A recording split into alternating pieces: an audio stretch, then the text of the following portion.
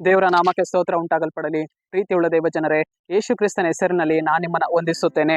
1 ಸಮುವೇಲ 12ನೇ ಅಧ್ಯಾಯ 22ನೇ ವಚನದಲ್ಲಿ ವಾಕ್ಯ ಈ ರೀತಿಯಾಗಿ ಬರೆಯಲ್ಪಟ್ಟಿದೆ.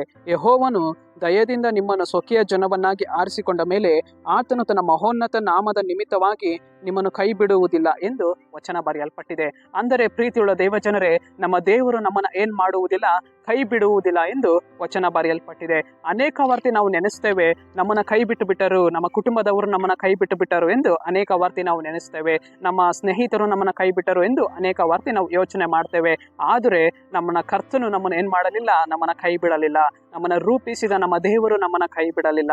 ನಮ್ಮನ್ನ ಉಂಟು ಮಾಡಿದ ನಮ್ಮ ದೇವರು ನಮ್ಮನ್ನ ಏನ್ ಮಾಡಲಿಲ್ಲ, ಕೈ ಬಿಡುವುದಿಲ್ಲ. ಪ್ರೀತಿಯುಳ್ಳ ದೇವ ಜನರೇ, ಆತನು ನಮ್ಮನ್ನ ಏನ್ ಮಾಡುವನಾಗಿದ್ದಾನೆ, ಬಲಪಡಿಸಿ ನಮ್ಮನ್ನ ಕೈ ಹಿಡಿದು ನಮ್ಮನ್ನ ನಡೆಸುವವನಾಗಿದ್ದಾನೆ.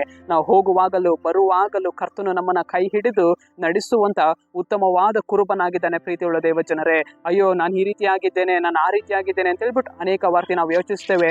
ಆದ್ರೆ ಕರ್ತನು ನಮ್ಮ ಸ್ಥಿತಿಗತಿಗಳನ್ನ ನೋಡದೆ, ಕರ್ತನು ನಮ್ಮ ಹೃದಯಗಳನ್ನ ನೋಡಿ, ಕರ್ತನು ನಮ್ಮನ್ನ ಏನ್ ಮಾಡುವನಾಗಿದ್ದಾನೆ, ಕೈ ಹಿಡಿದು ನಡೆಸುವಂತ ಉತ್ತಮವಾದ ಕುರುಬನಾಗಿದ್ದಾನೆ. ಪ್ರೀತಿಯುಳ್ಳ ದೇವ ಜನರೇ, ಸರಿ ನಾವು ಪ್ರಾರ್ಥಿಸೋಣ.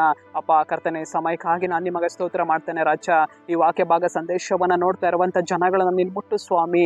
ದೇವರೇ, ನೀನು ಅವ್ರನ್ನ ಕೈ ಹಿಡಿದು ನಡೆಸು. ದೇವರೇ, ನಾನು ಕೈ ಹಿಡಿದು ನಡೆಸ್ತೇನೆ ಅಂತ ನೀನು ಹೇಳಿದ್ಯಲ್ಲ ಸ್ವಾಮಿ, ನೀನು ಅವ್ರನ್ನ ಕೈ ಹಿಡಿದು ನಡೆಸು. ನಿಮ್ಮ ನಾಮಕ್ಕೆ ಸ್ತೋತ್ರ ರಾಜ. ನಜರೇತಿನ ಯೇಸುವಿನ ನಾಮದಲ್ಲಿ ತಂದೆಯೇ, ಆಮೇನ್.